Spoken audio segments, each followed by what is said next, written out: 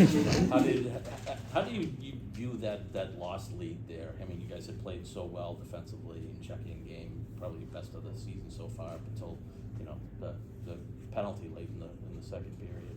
Yeah, I thought that was our best game of the year, how we want to play with and without the puck. Unfortunately, things don't always go your way, but I like the way we keep handling adversity and we just forge ahead. They got the power play goal. It's a good play by them. That's a really good hockey team, and a team that had almost, I think, 110 points last year.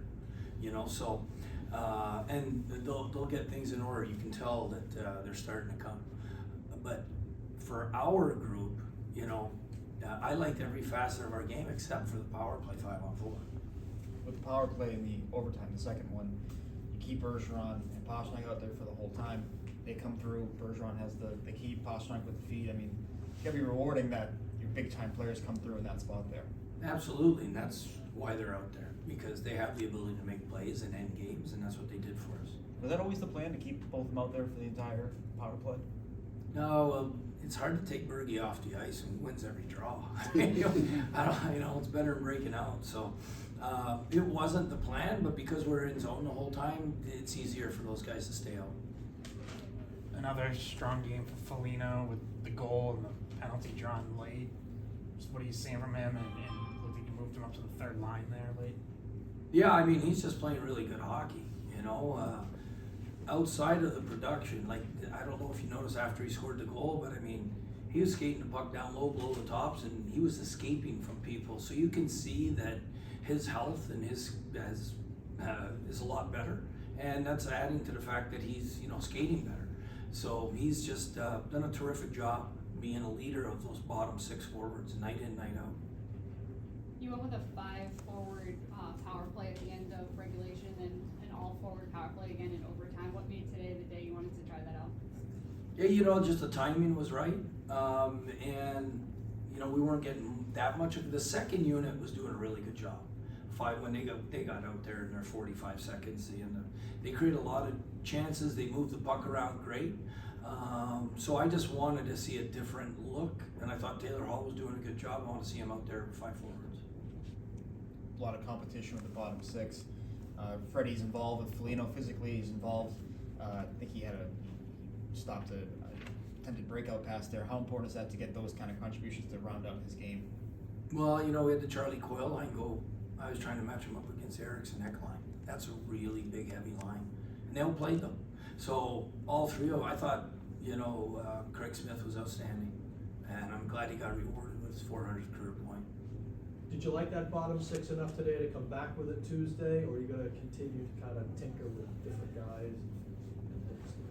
I'm not sure. It's a little bit like this. They were really good. There's not one player that probably deserves to come out of the lineup. We always analyze who we're playing, who matches up well. AJ Greer didn't deserve to come out of the lineup.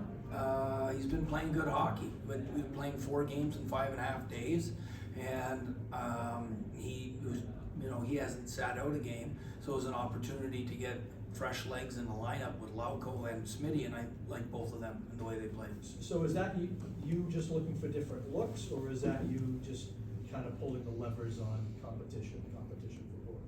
Both, I mean, I think San Antonio Spurs started it, with, the maintenance of people's exerting energy. Now, you can't sit David Pastrnak or Marchand, but with everybody else, when you're playing 3 and 4 nights or 4 and 6 like we are, to get fresh legs, that's why I say AJ Greer didn't deserve to come out, but we just thought it was the right thing for the Boston Bruins. For a stretch, you guys were killing a lot of penalties in a row, including 2 5-on-3s. What did you like of your penalty kill, especially in that situation?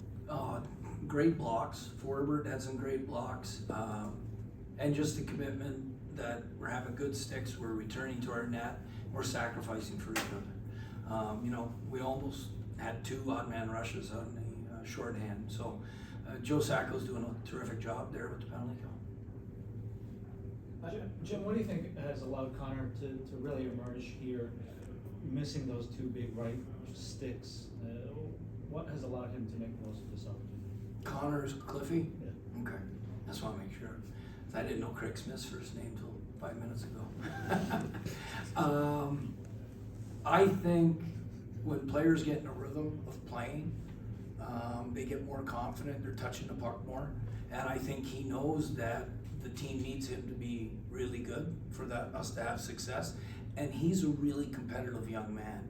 And because he's so competitive, he relishes more minutes. He relishes being relied upon to help the Boston Bruins win hockey games. I know the easy answer to this question is skate fast, but